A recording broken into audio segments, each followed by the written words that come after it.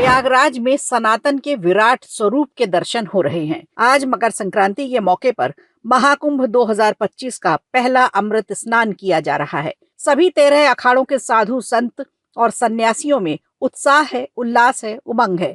साथ ही करोड़ों श्रद्धालुओं ने त्रिवेणी संगम पर भी डुबकी लगाई।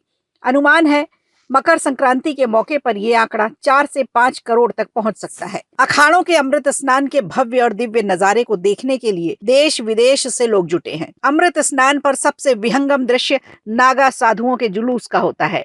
झांकियों, अस्त्र और शस्त्र के साथ अद्भुत प्रदर्शन श्रद्धालुओं के लिए आकर्षण का केंद्र बन जाता है। त्रिवेणी तट पर साधुओं की पारंपरिक और अद्वितीय गतिविधियों ने सभी का ध्यान खींचा। अमृत स्नान के लिए इन नागा साधुओं का अनुशासन और उनका पारंपरिक शस्त्र कौशल देखने लायक होता है। कभी डमरू बजाते हुए तो कभी भाले और तलवार लहराते हुए इन साधुओं ने युद्ध कला का अद्भुत प्रदर्शन किया। लाठियां भांजते और अटखेलियां करते हुए ये साधु अपनी परंपरा और जोश का प्रदर्शन कर रहे हैं। आज प्रथम स्नान पर नागा साधुओं ने पवित्र त्रिवेणी घाट में पहले पवित्र डुबकी लगाई और इसके बाद अन्य भक्तों को संगम में डुबकी लगाने का अवसर मिला। मकर संक्रांति पर सबसे पहले श्री पंचायती अखाड़ा महानिर्वाणी और श्री शंभू पंचायती अटल अखाड़ा ने अमृत स्नान किया। पहला अमृत स्नान कई मायनों में खास माना जाता है।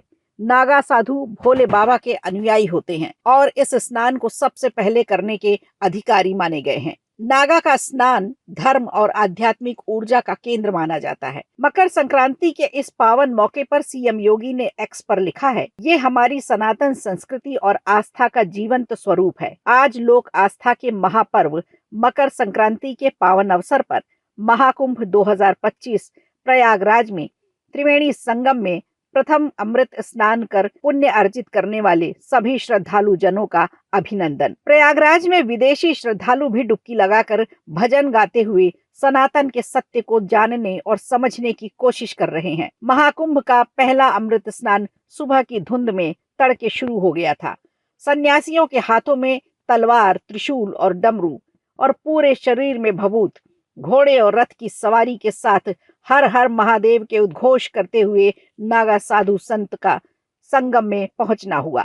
देश और दुनिया से आए भक्त साधु संतों के आशीर्वाद के लिए उत्सुक हैं। कहीं कोई पैर छूने दौड़ रहा है तो कोई उनकी चरण रज माथे पर लगाना चाहता है। स्नान के लिए सभी 13 अखाड़ों को अलग अलग 30 से 40 मिनट का समय दिया जाता है। कहते हैं महाकुंभ के दौरान पवित्र डुबकी लगाने के लिए देवी देवता और पुण्य आत्माएं भी नागा साधुओं और अघोरियों के रूप धारण करके धरती पर आती हैं और उसके बाद गायब हो जाती हैं। त्रिवेणी संगम पर दुनिया भर का मीडिया और 50 से ज्यादा देशों के श्रद्धालु आए हुए हैं। गोरखपुर में सीएम योगी आदित्यनाथ ने गोरखपुर मंदिर में आस्था की खिचड़ी चढ़ाकर बाबा का आशीर्वाद लिया और देश एवं प्रदेश के संपूर्ण जनमानस के कल्याण की मंगल कामना की। इस दौरान सीएम योगी पूरी तरह से पारंपरिक वेशभूषा में पहुंचे। प्रयागराज में पूरे 1 माह तक भव्य मेले में दिखते रहेंगे ऐसे ही आध्यात्म और आस्था के अद्भुत रंग।